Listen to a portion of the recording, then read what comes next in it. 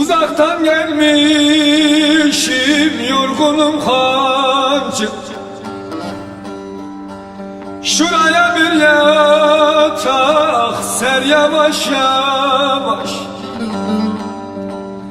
Kapat pencereyi görmesin gözüm.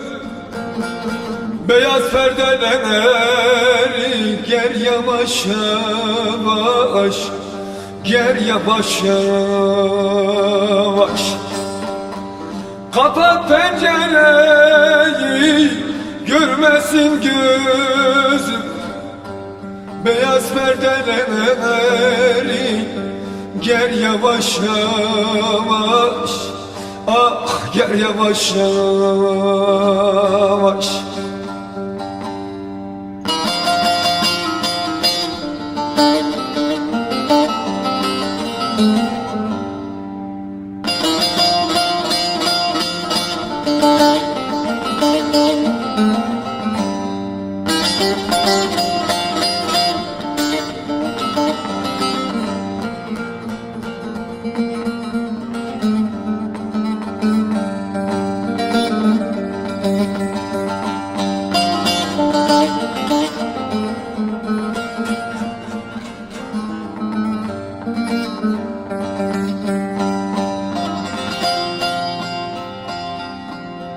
Hancı baba ben her zaman böyleyim.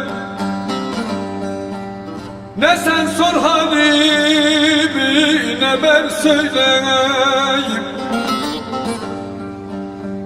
Kaldır boş masayı artık neyleyim. Şu bizim hesabı gör yavaş yavaş. Kaldır boş masayı artık neyleyim. Şu bizim hesabı gör yavaş yavaş. Gör yavaş yavaş.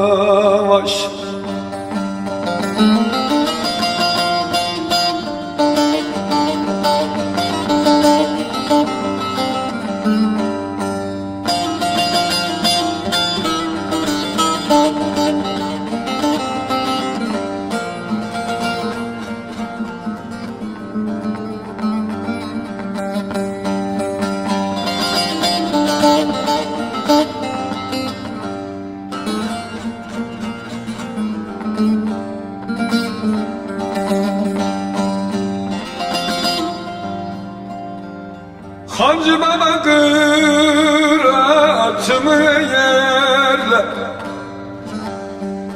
Yolcu yolunadır giderim böyle. Gelen eşe dostana selamım söyle. Elveda diyelim gel yavaş yavaş.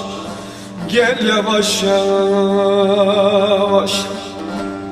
Soran eşe dosta selamım söyle.